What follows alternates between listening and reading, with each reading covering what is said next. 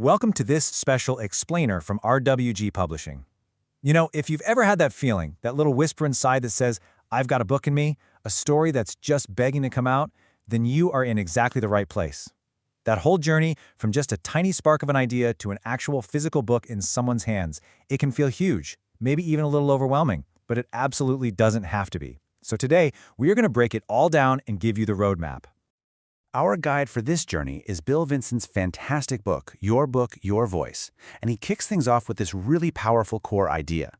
Your book is your voice. Just let that sink in for a second. We're not just talking about words on a page here.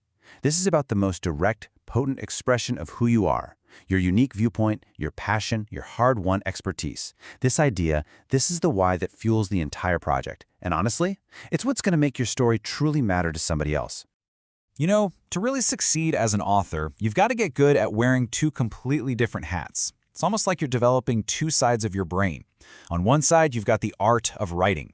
That's the creative, quiet, sometimes messy and mysterious process of getting your voice down on the page. But then there's the other side, the science of publishing.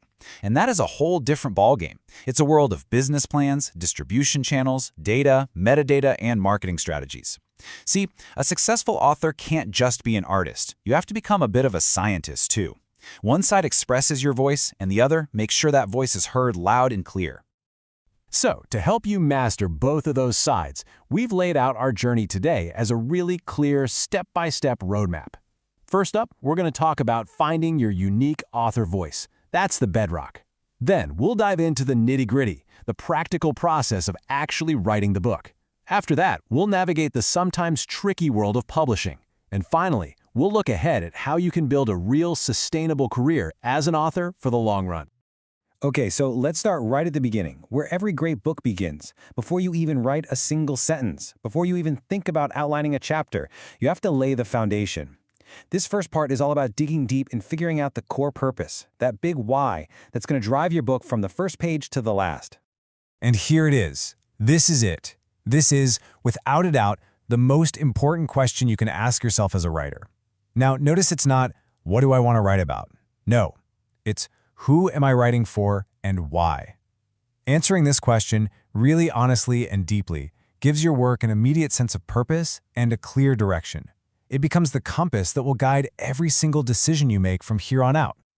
So, how do you figure out who that audience is? Well, funny enough, it actually starts by looking inward.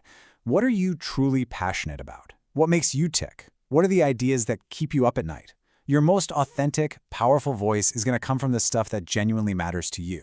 Once you got a handle on that, then you can start to picture the person who needs to hear that message. Really, close your eyes and imagine them. What problem are they facing that your words can solve? What are they dreaming of?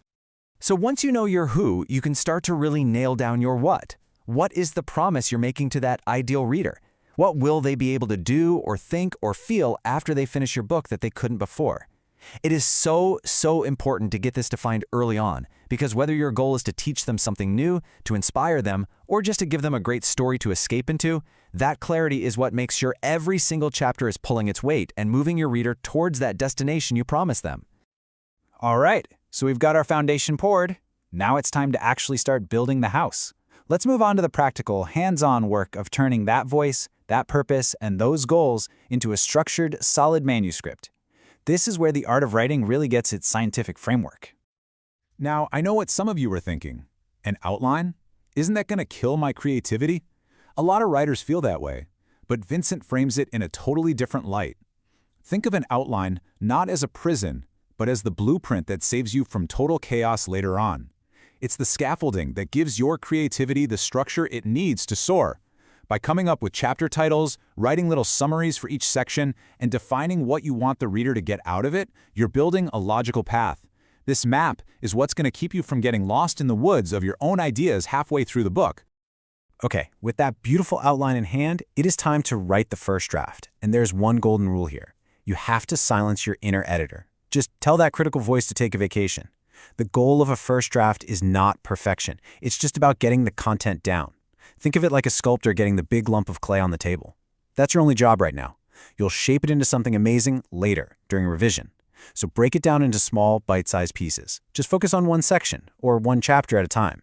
It builds momentum and keeps you from feeling totally overwhelmed. Just write. And hey, for a much deeper dive into all the fantastic resources and tools that the book talks about, everything from formatting guides to great research tips, you can find Bill Vincent's complete guide, Your Book, Your Voice, right on Amazon. It is well worth checking out. Okay, you did it. Your manuscript is drafted, it's revised, it's polished. The solitary artist part of you has done its work. Now it is time to put on that other hat and become the public scientist. We are officially shifting gears from the private act of writing to the very public, very strategic business of publishing.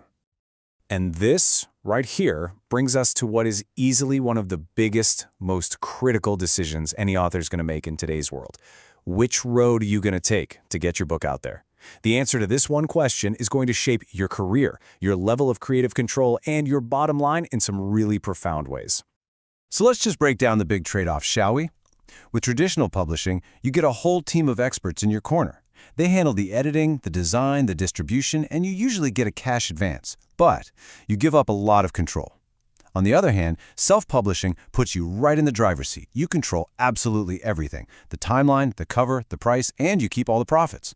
But that also means you have to do everything. All the work and all the financial risk land squarely on your shoulders.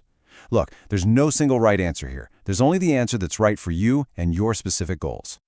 But here's the thing. No matter which path you choose, this is a universal truth. You absolutely cannot succeed alone. You need a champion.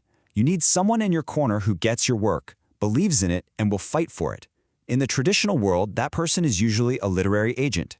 If you're self-publishing, maybe it's a brilliant freelance editor who makes your prose sing, or a cover designer who just gets your vision. You've got to find your champion. And just to make this super practical, this is what a professional submission package generally looks like. See, it's not just about firing off an email with your manuscript attached. It's about presenting yourself as a professional, as a partner. That means a properly formatted file, a questionnaire that shows you've thought about your market, and of course, a formal agreement. Getting these details right from the get-go shows everyone that you understand and respect the business side of this whole thing. So your book is out in the world. Congratulations! That is a huge accomplishment. But here's the big secret. That is not the finish line. Nope, it's actually the starting pistol. Now we get to dive into the final and, honestly, the most ongoing stage of this whole journey. Building a real, sustainable author career that lets you keep doing this work you love for years and years to come. In today's world, a long-term career is built on something called an author platform. The easiest way to think about it is like a bridge that connects you directly to your readers. And that bridge rests on 3 key pillars. First, you need a professional author website. That's your home base, your central hub online. Second, a smart strategic social media presence, which is less about selling and more about connecting. And third, and maybe most importantly, is genuine reader engagement. This is all about building a community, not just a list of customers. And having that platform is absolutely crucial, because so many authors fall into the same trap. They think marketing is something you worry about after the book comes out. But the truth is, marketing is something you plan for from day one. Real effective marketing isn't about getting lucky or going viral. It's the direct result of steady, thoughtful preparation that's designed to connect your book with that ideal audience you identified way back in part 1. And finally, how do you keep the fire burning for the long haul? Well, a writing career is a marathon, not a sprint. It's about finding a rhythm, a sustainable balance between your creative work and, well, the rest of your life. It means having a toolkit of strategies to push through those inevitable hurdles like writer's block. And most of all, it means making a commitment to be a lifelong learner. The publishing industry is always changing, and the best, most successful authors are the ones who change and evolve right along with it. When you boil it all down, it really comes back to this one simple, powerful truth. The craft gets better with practice. Your voice gets stronger the more you use it.